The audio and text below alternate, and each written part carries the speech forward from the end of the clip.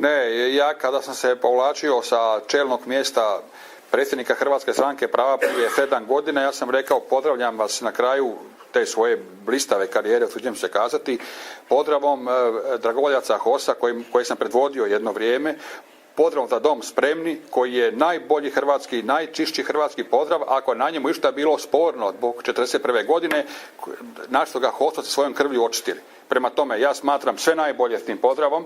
To je pozdrav koji je u Domovinskom ratu afirmirao sve najbolje vrijednosti pravaške vojne vertikale. Vi znate da je praški pokret kroz svoju dugu povijest imao u svoje vrhunske političke gigante koje je imao, ne znam, Ostarčevića, Kvaternika, ovoga Šufla i tako dalje, imao najveća imena, da je tako bila i vojna komponenta koja je postojala kroz praški pokret, od kojih je jedna bila, ne znam, Rakovačka buna, pa je bio ustaški pokret, pa je bio HOS. Prema tome, to je naša povijest koje mi ne bježimo. Dakle, ozbiljna politika iz svoje povijesti uzima ono što je kvalitetno, što je dobro. Mi kada smo od 1991. godine u stožeru, gdje su bili Paraga i Paradžik i ja, kada smo razgovarali oko toga, onda je bio plan i intencija da sa nazivom HOS i pozdrav za dom spremni animiramo onaj dio potlačenog dijela hrvatskog naroda koji od 1945. godine do 1990. godine bio proganjan. Mi nismo time reanimirali ustaška načela, ustaški pokret, nego onaj dio koji je bio najbolji u NDH. Dakle, dio hrvatske vojnice koja je radila, koga smo mi potomci. Dakle, mi smo potomci nečiji. Neko su potomci partizana, neko su potomci ustaša. Tuđman je rekao da se moramo okupiti. Kako ćemo se okupiti? Nećemo miriti ideologije. Ljudi se moraju miriti u borbi za stvaranje Hrvatske države. I mi smo tada procijenili da je ta animacija u promidžbenom smislu bila fantastična, ona se pokazala kao fantastična. Ja ću uzeti primjer Dubrovnika, kojeg sam malo prije spomenuo. Ratni načelnik Dubrovnika, ja sad ne mogu sjetiti više imena iz tog vremena, ali znam da je u dom Ante Starčevića, da su nas zvali i molili za pomoć HOS-a, što više ljudi možemo poslati, kaže ako nema ljudi puno, pošaljite nam barem oznake HOS-a za dom spremni. Dakle, pozdrav za dom spremni je bio užas za srpskog agresora. I to je se pokazalo u propagandnom smislu specijalnog rata koji je pred nas vođen fantastično. To su kasnije dragovoljci svi naši prihvatili. Mi nismo se kitili ni sa ni sa ničim, nego s onim što ne bi moglo biti nikome sporno. Prema tome, pozdrav za dom spremni ne može biti sporan, može onome kome smeta sve što je hrvatsko. Da ne ponavljam sad to da bi on trebalo od NDH sve ukinuti, od radničkih naselja koji su građeni do Rebra i ne znam do čega sve ne. Ne možemo tako u životu funkcionirati, a kamoli u politici. Mi smo narod koji je bio duboko podijeljen, narod koji je bio izranjavan, narod koji je dočekao 90. godinu u vrlo teškim okolnostima. I nakon što smo uspjeli se okupiti, uspjeli stvoriti Hrvatsku državu, ništa meni ne smeta. Meni može smetati osobno slavljenje u Kumbrovcu, ali radi, briga mene. Ali nemoj meni smeta da ja u Jasenovcu dignem ploču za 11 hrvatskih branitelja i zbog toga što je tamo bio logor ustaški, da se to gleda kroz tu prizmu. Što je rekao Barišić, pa nismo mi dizali ploču čuvarima Jasenovca. Mi smo digli ploču svoje braći Malom Miri Petrinu koji je sa 19 godina poginio izvlačeći svog ranjenog prijatelja.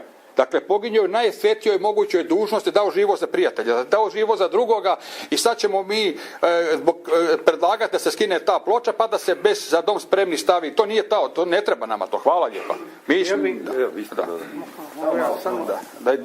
Boro. Evo,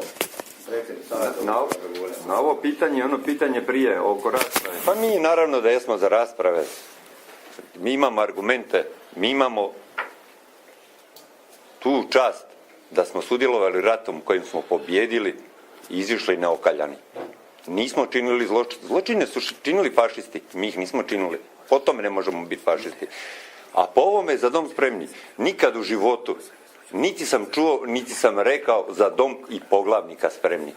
Nemojte brkat, nemojte nas terat, nemojte neistinu govoriti i pokušavati. Nadam se da će ta rasprava biti na načelima temeljnim ljudskim, pravnim, na svim moralnim, koje današnja moderna Europa propisuje. Pa i oni u Europi ako osuđuju za dom spremni, što sam nosio u Nuštru, kad se nije znalo 3,5 klinički mrtav, neka ih ukinu, mi ćemo se boriti da ne ukinu.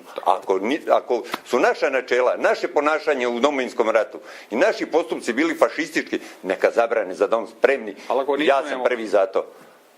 I zato ne damo da se to blati. Nikad u životu nisam čuo nijednog HOS-a da je rekao za dom poglavnika, a vi pogledajte kakav je bio ustaški pozdrav. Nismo ustaše, domoljubi smo i to kom smeta nek dubi na glavi, bit ćemo dok smo živi. Nek ide s Hrvatska komu smeta. Bilo bi jasno referendumsko pitanje. Imamo mikrofon, moramo... Sad čekajte, nemojte žuriti. Dobro. Polako. Gledajte.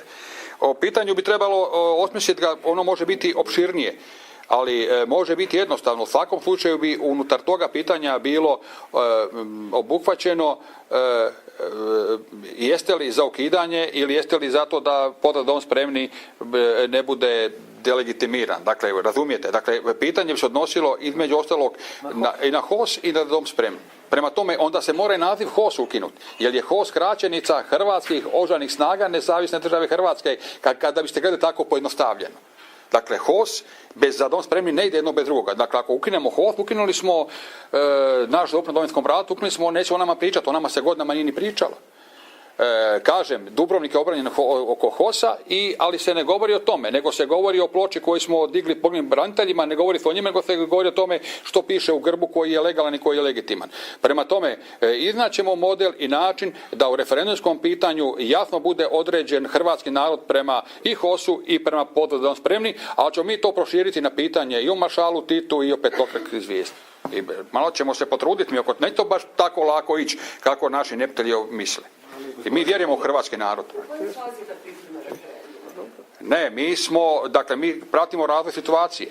Dakle, mi čekamo šta će napraviti predsjednik vlade sa tim povjerenstvom, u kom će to pravcu ići, ali ćemo mi intenzivno u ovom trenutku pokrenuti inicijativu i sa svim udrugama, prije svega sa Savezom udruga Hrvatskog HOS-a, sa nama koliko nas ima, a i sa ostalim koji nam žele pomoći, sa raznim udrugama, tako što kaže civilni sektor, ali ovaj civilni sektor nacionalni, koji bi nam pomogao za skupljanje potpisa. I mi smo se uključili svojedobno u ime obitelji, pa smo maksimalno skupljali one potpise za referendum za definiciju braka kao muškarca i žene. Očekujemo da će istom snagom pomoći nama i sve ostale udruge, da mi skupimo potpise i da onda priupitamo konačno hrvatski narod, jer to je pitanje Domovinskog rata, to nije pitanje samo HOS-a, jer napad na HOS, vi ste imali puno, pitate ljude iz rata, koji nisu bili u HOS-u, ali se svako od njih voli referirati na HOS i voli biti dobar sa HOS-om. Mi smo imali 98. mimohod u Rijeci. To je bio mimohod hrvatskih branitelja. Kad je došla satnija HOS-a, obučena u svoje crne odore, u svoje oznake, u svojim ratnim zastavama, rijeka koja inače, vi znate da je rijeka crvena rijeka, tak je percepcija, ali ovaj hrvatski dio rijeke oduševljen bio sa nama. Ali isto smo bili tada napadnuti da smo mi, ne znam, kamičeneri, da smo mi fašisti. Dakle, svaki snažniji izričaj, naboj nacionalni, koji je HOS promovirao kroz Domovinski rat, koji se pokazao besprijekornim i čistim, napada se od raznih naših neprijatelja. Neko to, kao danas SDP napada iz sitno, što bi rekli istočna varijanta jezika, sitno sopstveničkim interesima, da probaju vratiti u politički život nakon teškog poraza na izborima, a drugi, kao Beogradska čaršija, proba preko svojih četničkih vojvoda, koji su danas poglavari njihove države, preko svojih satelita SDSS-a i ostalih u Hrvatskoj, probati destabilizirati Hrvatsku, tužući za neki rastući fašizam, što je besmislica i ludost. To je, ili čujem sad iz Izetbegovića, kako se zove, ovaj Bakir, koji je napao predsjednicu zbog bujanja ustaštva u Hrvatskoj. Ja pozivam, neka novinari ispitaju njegovu obitelj. Neka propitaju obitelj Izetbegovića da li kod njih niko nije bio ustašama 1941. 1945. I masovan broj, i najveći broj muslimanskih bošnjačkih obitelji u Bosni i Hercegovini. Gdje su bili? Da li ima neke obitelji njihove da neko nije bio ustašama? U domobranima ne, nego ustašama. Pa da dosta je tog licemjerja i tog podmetanja Hrvatskoj. To se ne smije više dopustiti i mi držimo da ćemo referendumom mnoge stvari u Hrvatskoj raščistiti.